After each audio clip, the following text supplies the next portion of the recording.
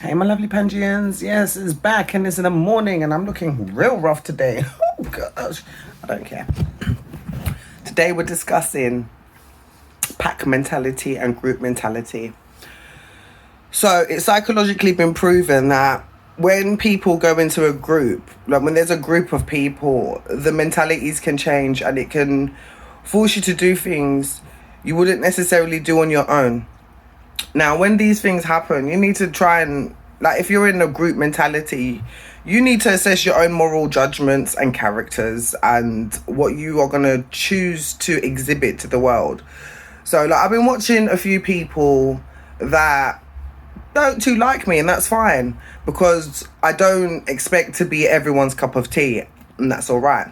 But what I've realized is they've made a little group and they think that because I'm unaware of the group, even though I'm aware of the group, that I don't have any understanding, but it shows in your behavior, your tonality, and your body language, how you treat people, not just me individually, but on the whole team, the whole group, the whole public, the whole area as a consensus. Do you understand? It's like when and then what happens is because you're in this group, you feel you feel protected, even though you're still an individual, right? It's just you're momentarily in this group. Momentarily. When you go home, you're by yourself. When you're at the shop, you're by yourself. When you go to work, you're by yourself. When you're wherever, you're by yourself, right? You don't have this group defending you behind your back. And this is what a lot of people don't realize, and a lot of rappers say it like, oh, I've got to look over my back because of some shit that I did way back. It's like, don't do the shit, you won't have to look over your back. Do you understand? Because just because you're in that group mentality for 1 day, 1 hour, 1 minute doesn't mean that you now exhibit such behaviors to the world, because it shows your moral judgment, your character, and your thought processes. Do you get that?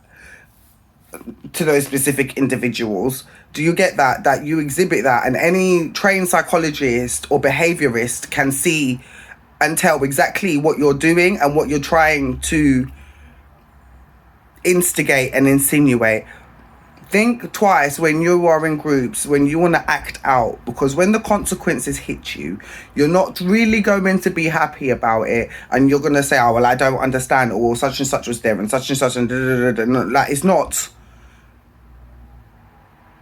one thing for one thing for another. We have to start to understand this is a community.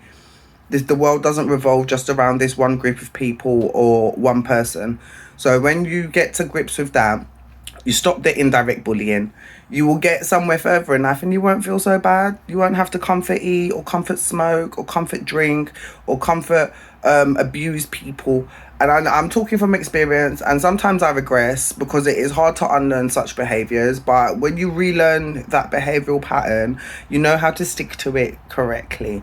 Stop with the group pack mentality, because as an individual, you could never be a group on a day-to-day basis. There's consequences for actions. Please make sure you take care of yourselves, because I don't really want to see anyone go down a route where they're not supposed to be going. But if needs must and you keep pushing, that's what will happen. Like, share and subscribe, and have a good day.